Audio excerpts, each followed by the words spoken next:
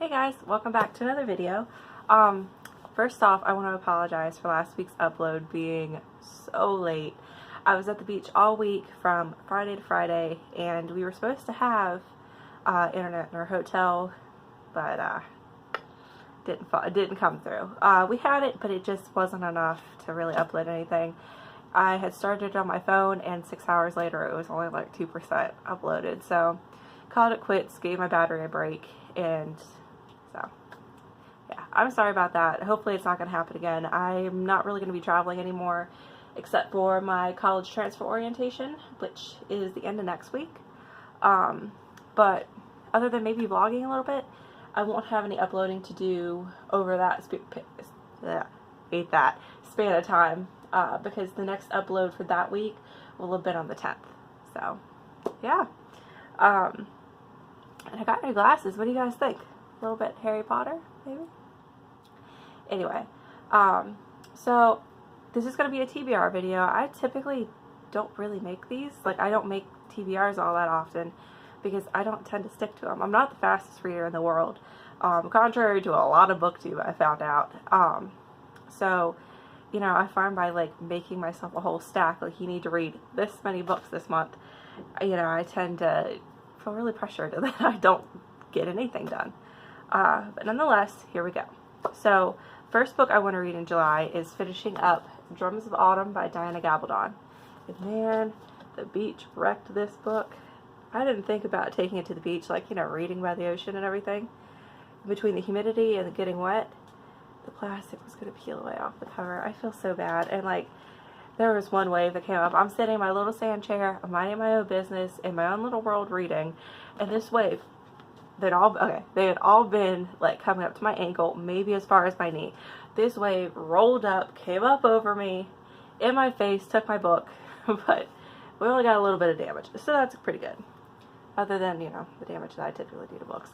So I want to talk about it for a little bit. If you don't want to hear any spoilers, because even when I try, I typically still give away spoilers.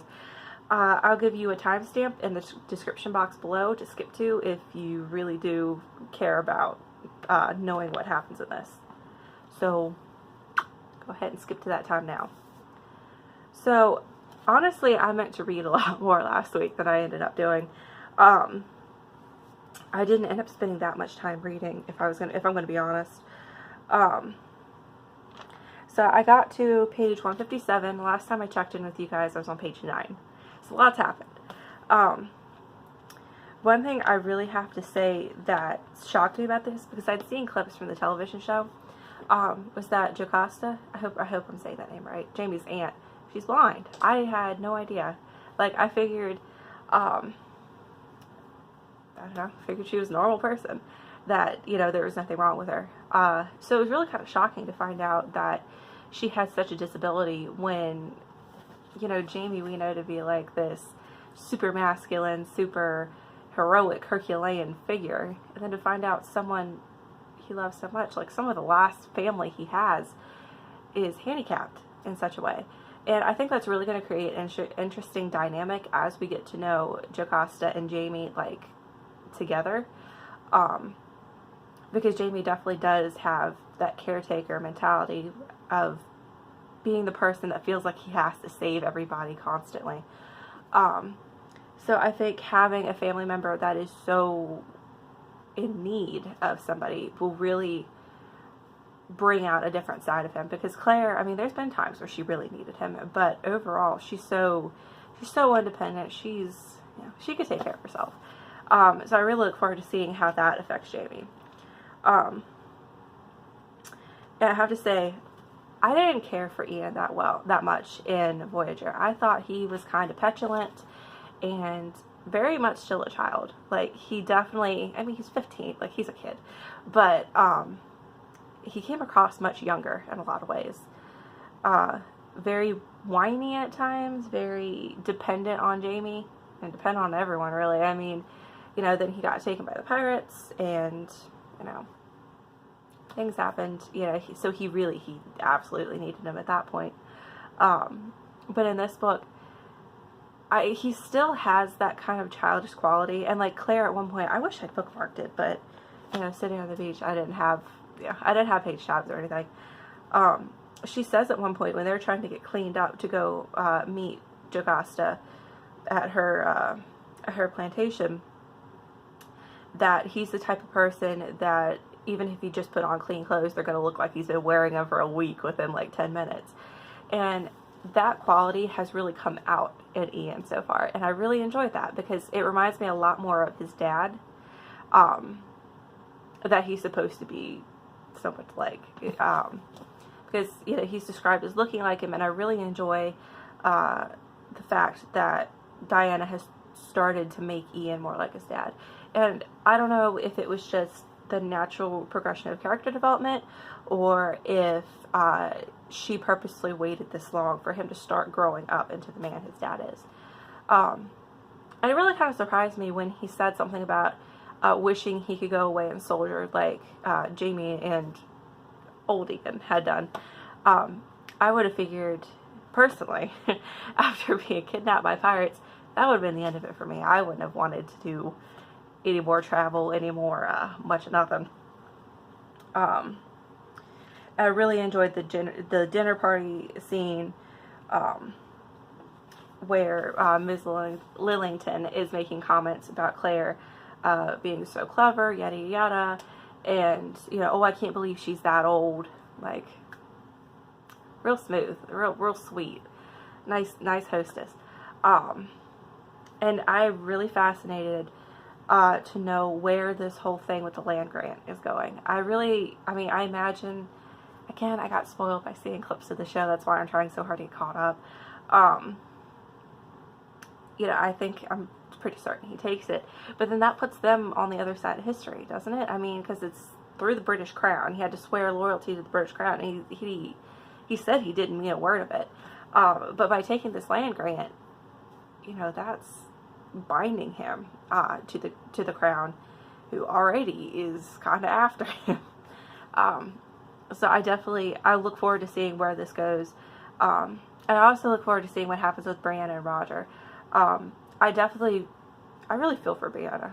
Like, she wasn't my favorite person in Dragonfly and Voyager, because of, she just seemed really insensitive to Claire, and just didn't really seem to, at first she didn't really seem to care that she was part of something so special. But now, you know, she's back in the States and everything, and Roger's visiting her, so she's on her turf. And, you know, she's mourning her parents. Like, you know, Frank's dead at this point. Frank's been dead for 4 years? 3 years? 2? I don't remember. Anyway, he's been dead for several years at this point. And, I mean, Jamie, she's in 1967. Jamie's been dead for, like, you know, about 200 years at this point. And Claire, for all intents and purposes, is dead. You know, she's gone. She doesn't know whether she made it through the stones, made it to Jamie, or died trying. So she might as well have just died in Brianna's eyes.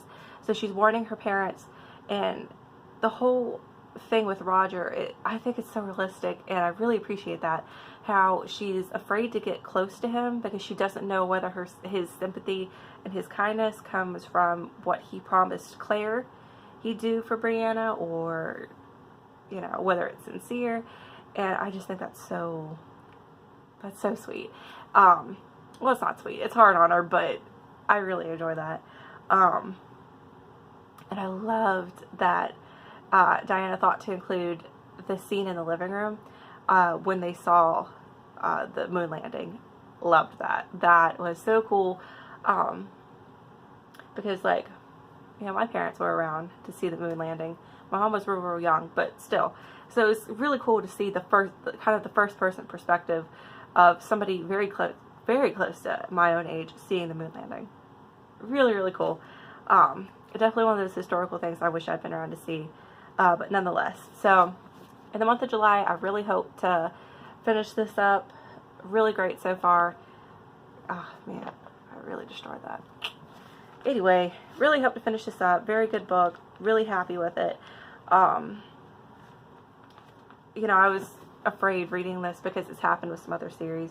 that I've read that they were going to get progressively worse as they went along. And I don't see this happening. Like, so far, of course I loved Outlander, and I absolutely adore Dragonfly and Amber, and that had like the worst reviews of all of them. And then Voyager was really good, and so far Drums of Autumn is incredible. So I really hope the rest of the books keep up to par with that. And she has the newest one coming out somewhat soon. It's Go Tell the Bees That I'm Gone, I believe. I really hope that isn't meaning that this is the end. Like, tell the bees that I am gone, as in like one of them is gone. So yeah, I've got to stress, and I definitely want to finish these before the newest book comes out so I can keep up to date now with the series. But yeah, I really enjoyed this and already would highly recommend anybody, especially if you've read the other 3 books. So moving on from that was a long rant, I'm sorry about that. The rest of the month is pretty simple. I just have the Grisha trilogy that I want to read. I have a feeling I'm like the only person that hasn't read these books. But I just got them not long ago, and I love these new covers. I love them 100 times more than I love the old ones, especially the end pages. I actually don't know a whole lot about these. I have Six of Crows and Crooked Kingdom, so I'm hoping to read those after I finish the Grisha trilogy. I don't know a whole lot about them other than they're Russian inspired, which I think is really interesting. I don't think I've read anything that was Russian inspired. I've read, excerpts from Anna Karenina. Ooh, I ate that in school, but have never read a whole book set in a Russian universe or a Russian inspired universe. And I know this is fantasy. This is like the intro into YA fantasy. So yeah, I'm really excited for it. And in case you didn't know, the Grisha trilogy is Shadow and Bone, Siege and Storm, and I love the green that this cover is. So satisfying. And then Ruin and Rising. And I think it's interesting too that they get progressively longer. Like, I've noticed sophomore novels tend to be somewhat shorter than the first book. But anyway, I'm really, really excited to read these. If anybody has any comments about the books, just don't spoil me, but let me know what you thought in the description, not description box, in the comments. I'm really interested to see what other people thought, other than booktubers. I think it's always interesting to see, like, the average reader's perspective on things. But I really hope I can go ahead and finish this whole trilogy.